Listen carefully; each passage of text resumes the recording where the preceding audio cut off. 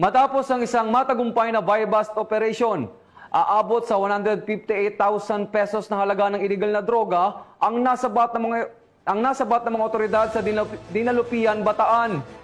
Tinutukan niya ni Patrolwoman Janice Bulahaw.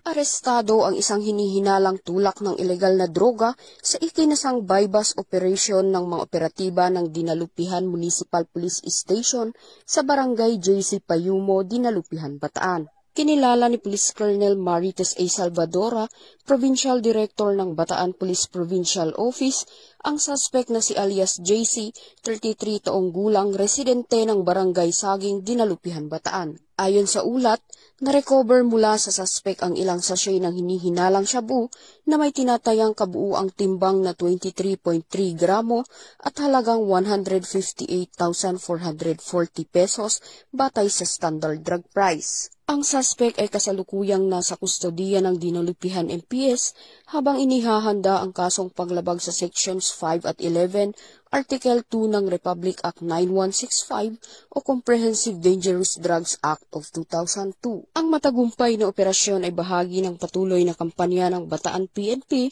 laban sa ilegal na droga sa ilalim ng pamumuno ni Police Colonel Marites A. Salvadora na layuning mapanatili ang kapayapaan at kaligtasan ng publiko lalo na ng mga kabataan. Mula dito sa Gitnang Luzon, ako ang inyong PNN correspondent, Patrolwoman Janice Bulahaw. Alagad ng batas, tagataguyod ng Balitang Pulis.